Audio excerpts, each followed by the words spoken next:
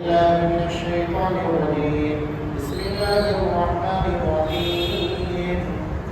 ويسألونك عن الجبال فقل ينسفها ربي نسفا فيذرها قاعا صفصفا لا ترى فيها عوجا ولا أمتا يومئذ يتبعون الداعي لا عوج له وخشعت الأصوات للرحمن فلا تسمع إلا همسا يومئذ لا تنفع الشفاعة إلا من أذن له الرحمن ورضي له قولا يعلم ما بين أيديهم وما خلفهم ولا يحيطون به علما وعنت الوجوه للحي القيوم وقد خاب من حمل ظلما ومن يعمل من الصالحات وهو مؤمن فلا يخاف ظلما ولا هضما وكذلك أنزلناه قرآنا عربيا وصرفنا فيه من الوعيد لعلهم يتقون أو يحدث لهم ذكرا فتعالى الله الملك الحق ولا تعجل بالقرآن من قبل أن يقضى إليك وحيه وقل رب زدني علما.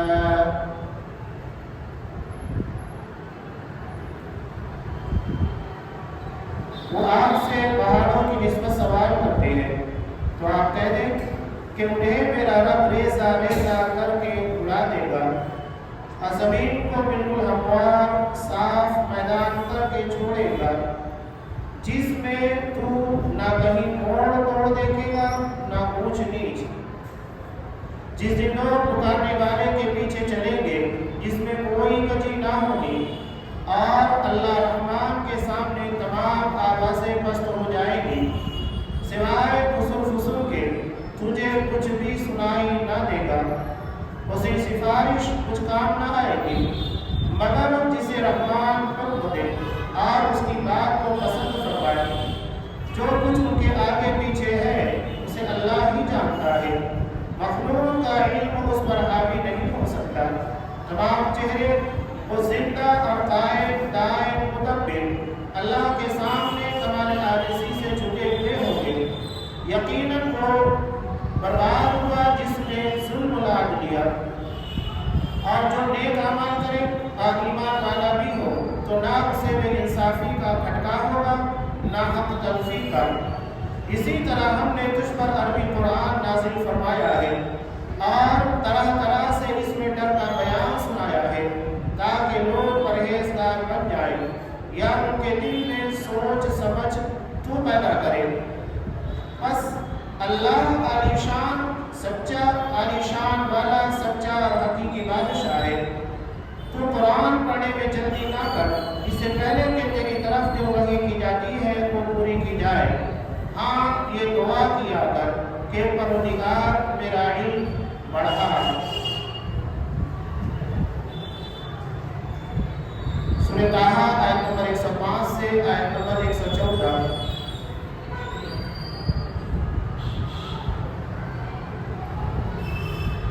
محترم سامعین، عزیز بھائیو، اس سے قبل جیسا کہ تذکرہ کیا گیا تھا رب کے تعلق سے کہ مشرکین کو ایسا محسوس ہوگا کہ ہم یہاں دستی قرآن مجید کو اس کا رد کرتے ہوئے کہا کہ نہیں، بلکہ انہیں محسوس ہوگا کہ ایک دن یہاں پر ٹھہرے تھے، پوری دنیا اور پوری زندگی اس کے بعد جب اللہ کے سامنے پیش ہوں گے تو سوائے آخرت کے فکروں کے کوئی اور فکر ان کے ذہن و دماغ کے پر نہیں ہوگی۔ ایسے میں مشرکین نے ایک سوال کیا کہ اچھا یہ بتاؤ کہ قیامت جب آئے گی زمین ریزہ ریزہ ہو جائے گی، ان لوگوں کی اپنی سوچ کے اعتبار سے پہاڑ بڑے سخت اور بہت طویل ہیں۔ پہاڑ کا یہ سلسلہ جو ہمارے یہاں نظر آتا ہے، آپ جب خاص طور سے عرب مکہ اور مدینہ کے اطراف میں جائیں گے تو یہ آپ کو پہاڑی سلسلے کہیں زیادہ ہمارے یہاں کی مناسبت سے نظر آئیں گے، اور جو انتہائی بڑے بڑے اور ایک لمبا سلسلہ ہے۔ تو ان مشرکوں کو اس بات کے پر اعتراض تھا، اعتراض نہیں وہ تنقید کر رہے تھے کہ آخر اتنے بڑے بڑے پہاڑوں کو کون چٹیل میدان پر اپنائے گا، انہیں کون توڑ سکتا ہے؟ یہ ان کی اپنی سوچ تھی، ان اللہ نے اسی کا جواب دیتے ہوئے یہاں پر کہا کہ اس بارے میں ابھی سوچنا بھی نہیں، بلکہ نتیجہ کیا ہوگا؟ یہ لوگ سوال کرتے ہیں یسألونک عن الجبال، پہاڑوں کے بارے میں، تو ان سے کہو فَقُلْ يَنْسِفُهَا رَبِّي نَسْفًا، انہیں تو میرا رب ریزہ ریزہ کر دے گا۔ تم پہاڑوں کی بات کرتے ہو، اللہ کی قدرت کے سامنے ساری چیزیں بے معنی ہیں، ریزہ ریزہ کر کے رکھ دیا جائے گا۔ اور ان چیزوں کا تذکرہ قرآن مجید میں کئی الگ الگ مقامات کے پر ہے۔ کہیں یہ کہا گیا کہ وہ دھنے ہوئے خون کی طرح اڑ رہے ہوں گے، یعنی ریزہ ریزہ کرنے کے بعد ایسا نہیں کہ زمین پر ہوں گے، بلکہ وہ ہوا کے اندر بکھرے ہوئے ذرات کی طرح اڑ رہے ہوں گے۔ یہ پہاڑوں کا عالم ہوگا۔ اس کے بعد اللہ نے کہا فَيَذَرُهَا قَاعًا صَفْصَفًا، اور زمین کو بالکل ہموار صاف میدان کر کے چھوڑ دے گا۔ پوری زمین بالکل صاف ہموار میدان کی طرح ہوگی، اور قیامت کے دن جو زمین ہوگی، اللہ نے سورہ ابراہیم کے اخیر میں ان چیزوں کے بارے میں تذکرہ کر دیا، یوم تبدل الارض غیر الارض، کہ قیامت کے دن یہ جو زمین ہے، اس زمین کو بدل دیا جائے گا، ایک نئی زمین اللہ پیدا کرے گا، اور اسی کے اوپر تمام انسانوں کو محشر میں جمع کیا جائے گا۔ تو پوری زمین چٹیل میدان ہو چکی ہوگی، لا ترى فيها عوجا ولا امتا، جس میں تو نہ کہیں موڑ توڑ دیکھے گا نہ اونچ نیچ، یعنی مکمل میدان کی طرح یہ زمین ہو چکی ہوگی۔ یہ محشر کے میدان کا منظرنامہ ہے جو قرآن مجید بیان کر رہا ہے۔ مشرکین جس بات کے پر اعتراض کرتے تھے، تنقید کرتے تھے، کیا ممکن ہے کہ ان پہاڑوں کو توڑ دیا جائے اور ان پہاڑوں کا صفایا کر دیا جائے؟ صاحب بالکل ممکن ہے۔ آج تو اللہ نے انسانوں کو اتنی طاقت دے دی کہ وہ پہاڑوں کو توڑ کر مشینوں کے ذریعے میدان بنا دیتا ہے، بلکہ پہاڑوں کے درمیان سے راستے بنا لیتا ہے، سرنگیں بنا لیتا ہے۔ اللہ نے انسانوں کو اتنی قدرت عطا کی، تو اللہ جو کہ قدیر ہے، ہر چیز کے اوپر قدرت رکھنے والا، اس کے لیے تمام چیزیں کوئی معنی اور کوئی حیثیت نہیں رکھتی ہے۔ یومئذ یتبعون الداعی لا عوج لہ، جس دن پکارنے والے کے پیچھے چلیں گے جس میں کوئی کمی نہ ہوگی۔ یہ پکار ہوگی، یعنی ایک ہی پھونک مارا جائے گا سور میں، اور سور کے پھونک مارے جانے کے بعد جب تمام انسان بے ہوش ہوں گے، دوبارہ سور پھونکا جائے گا، تمام انسان اپنے قبروں سے نکلیں گے۔ تو جس طرح آپ دیکھتے ہیں دنیا میں بھیڑ کا ریوڑ ہوتا ہے، ایک بھیڑ جیسا کہ آگے چل رہی ہے، پیچھے چلنے والے اپنی گردنوں کو جھکائے اسی کے پیچھے چلتے ہیں۔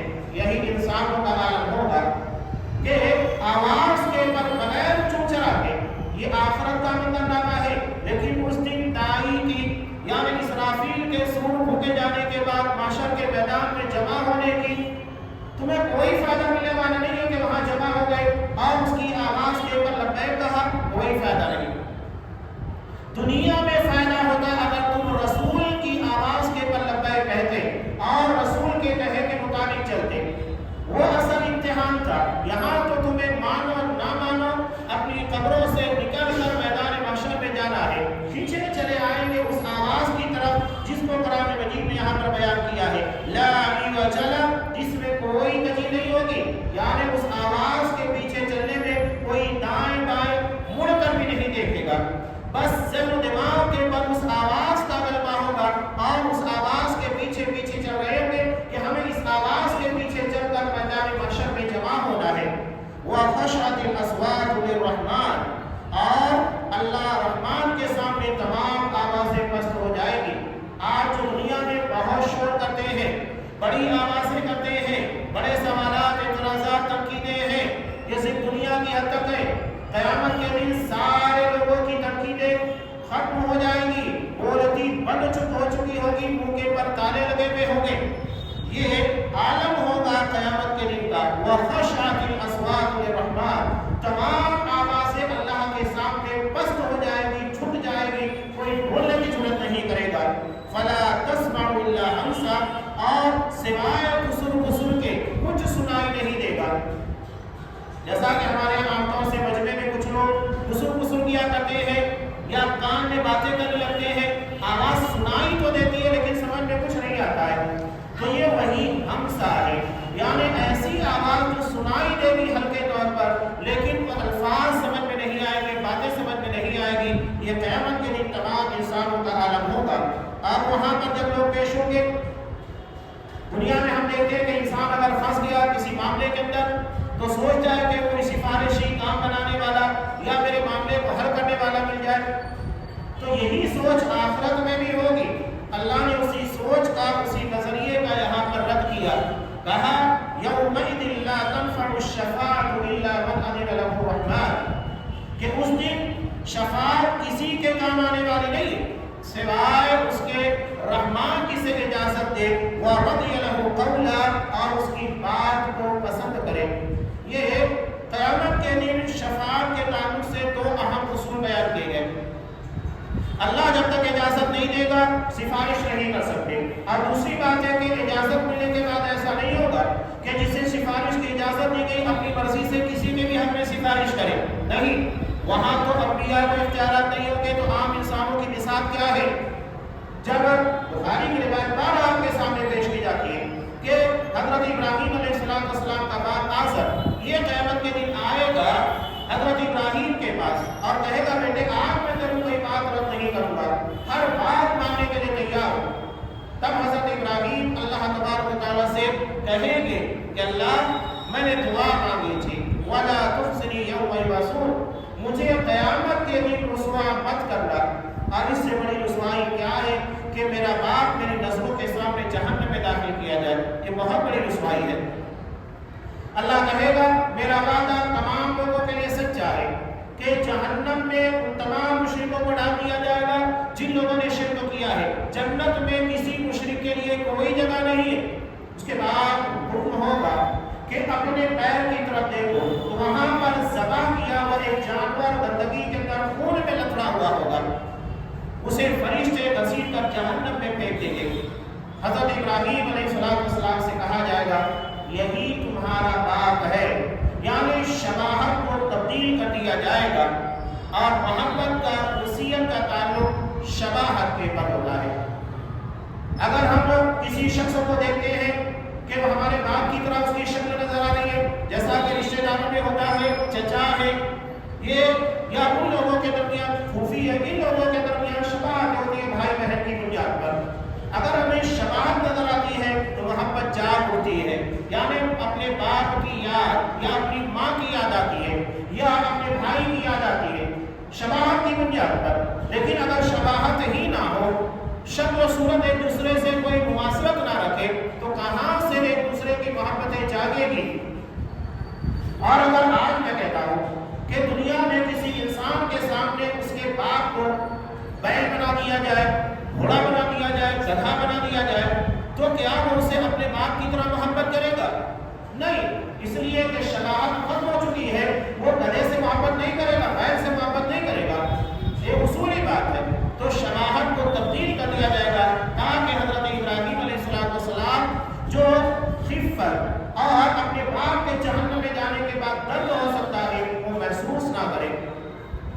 تو یہ قیامت کے دن وضاحت ہے، اور اس سے پہلے بھی ایک بات میں بیان کر چکا ہوں۔ ہمارے یہاں لوگ یہ سمجھتے ہیں کہ ایک حافظ قرآن یعنی جو حافظ بن چکا ہے یہ اپنے گھر کے جو بھی کہا جاتا ہے مشہور کر دیا گیا ہے، حدیث کے اندر نہیں ہے، مشہور کر دیا گیا 70 لوگوں کو، جیسا کہ شہید کے بارے میں کہا جاتا ہے یا حافظ کے بارے میں کہا جاتا ہے اپنے گھر والوں کو لے کر جائے گا، ایسا کچھ نہیں۔ ہاں، طبرانی کی ایک صحیح روایت کے اندر ہے کہ حافظ قرآن یعنی جس کا عقیدہ صحیح ہو، اس لیے کہ عقیدے پر ساری بنیادیں منحصر ہیں۔ اگر عقیدہ صحیح نہیں ہے تو سارا معاملہ ختم ہو جاتا ہے۔ عقیدے کے بعد تمام چیزیں آتی ہیں، عقیدے کے پہلے نہیں۔ ایمان اور عقیدہ درست ہے تب یہ معاملات ہوں گے۔ آپ صلی اللہ علیہ وسلم نے کہا کہ حافظ قرآن کے ماں باپ کو قیامت کے دن تاج پہنایا جائے گا نور کا، یہ ایک احساس ہوگا۔ کیوں؟ اس لیے کہ ماں باپ کی محنت، ان کی تربیت اور تعلیم کی بنیاد کے پر وہ بچہ اتنی بڑی چیز اور اتنے بڑے احساس کو حاصل کرتا ہے۔ لیکن یہاں دونوں بات یاد رکھیے، حافظ قرآن کا اپنی جگہ پر صحیح العقیدہ ہونا، شہید کا صحیح العقیدہ اور بدنیتی سے پاک ہونا، ورنہ شہید کو بھی قیامت کے دن جہنم میں داخل کر دیا جائے گا۔ مسلم کی روایت، سب سے پہلے اسی کا حساب و کتاب ہوگا اور اس کے بعد اس کو بھی جہنم میں ڈال دیا جائے گا۔ اللہ کہے گا کہ تم میری رضا کے لیے کام نہیں کیا تھا۔ یہی معاملہ حفظ قرآن یا کوئی بھی چیز کا ہو، اگر وہاں اخلاص نہیں ہے تو سارا معاملہ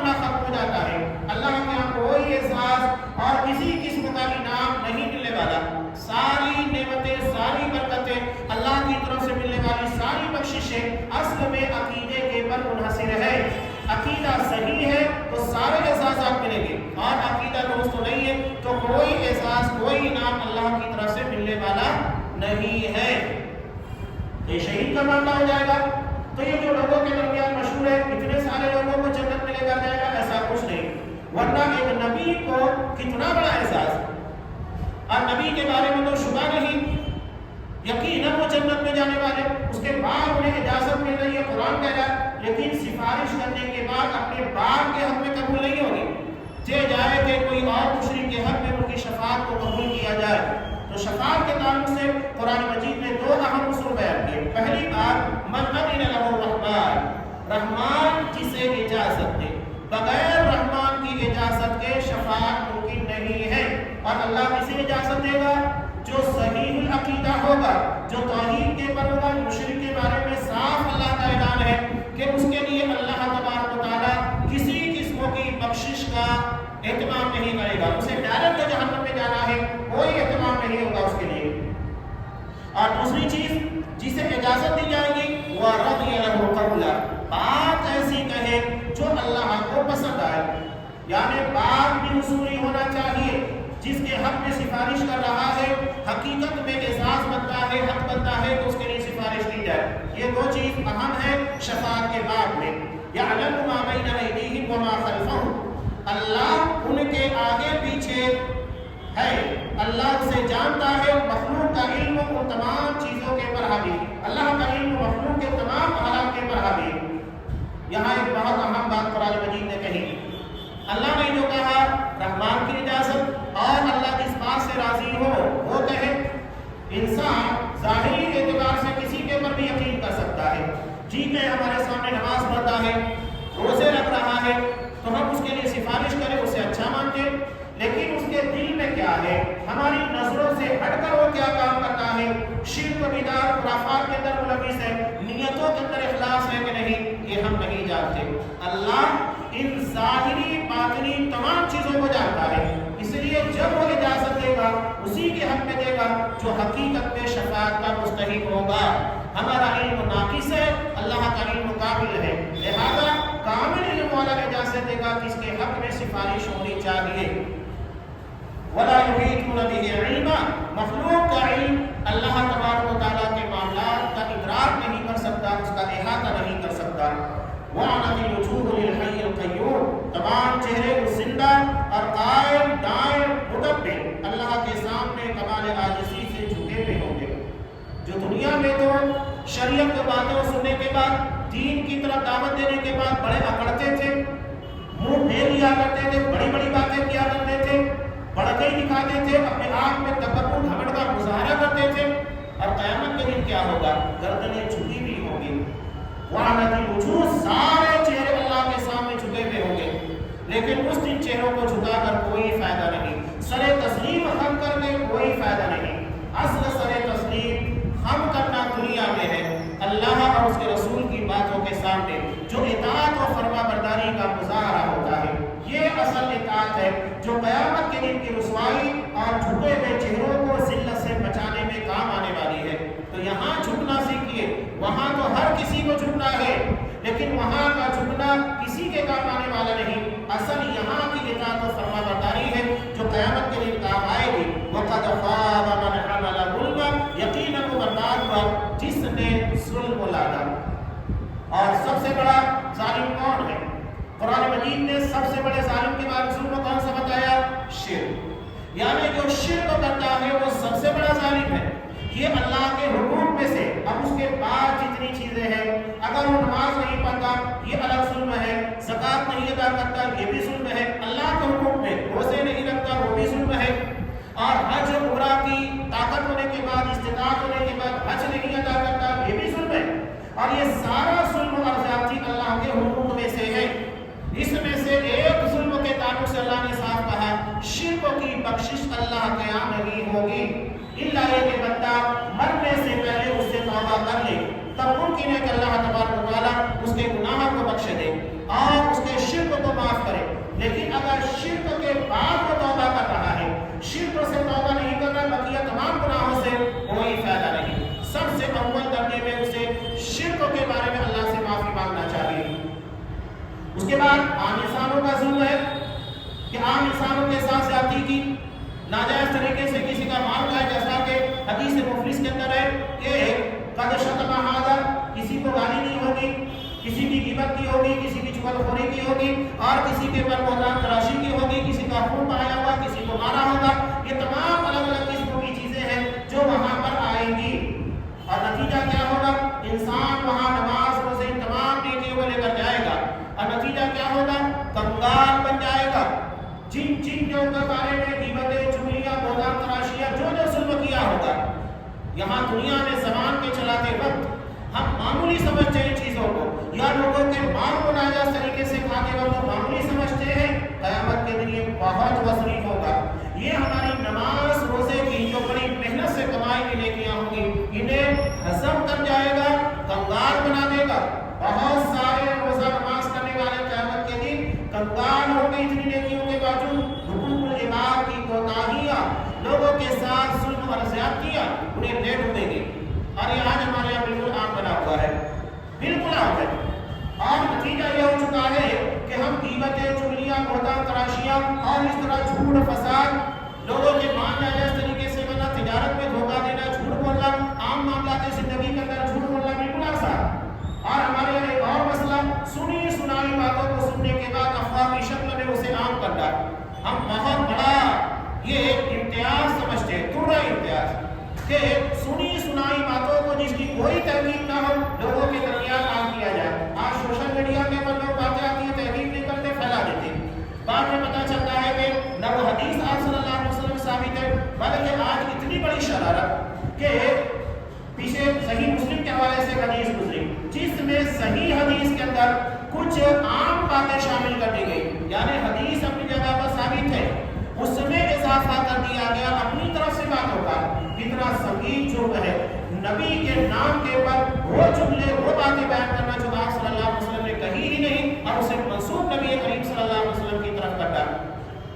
आपने साफ कहा, चाहे बुखारी और मुस्लिम, बहुत सारी रिवायतों के अंदर है, मन कज़िबा अलैहि मुतअम्मिदन, जो मेरे बारे में जानबूझकर झूठ बोलता है, कोई तहकीक नहीं, बस जानबूझकर झूठ बोल रहा है, उसे मालूम है कि हदीस नहीं है, उसके बाद भी दीन के नाम पर, शरीयत के नाम पर, नबी के नाम के ऊपर कोई बात बयान कर रहा है, फल्यतबव्वा मक़अदहु मिनन्नार, उसे अपना ठिकाना जहन्नम बनाना चाहिए। ये छोटा जुर्म नहीं है। और आप मामलात ज़िंदगी में जैसे जैसे नीचे उतरेंगे, ये जुर्म उतना बड़ा बनता जाएगा।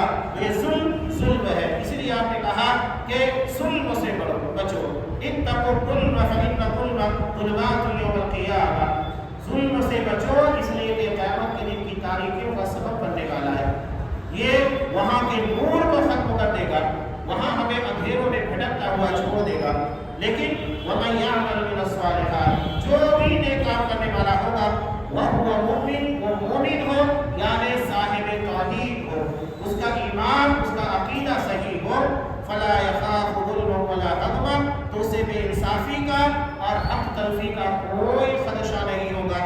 वकज़ालिक अंज़लनाहु क़ुरआनन अरबिय्या, इसी तरह हमने कुरान आपकी हिदायत के लिए नाज़िल किया है, और इसमें तरह तरह की वईदों से लोगों को खबरदार किया है, लअल्लहुम यत्तक़ून, ताकि लोग गुनाहों से बच जाएं। खबरदार किया जा रहा है ताकि क़यामत के दिन कोई ये ना कहे कि इन बात चीज़ों के बारे में हमें कोई खबरदार करने वाला नहीं आया था।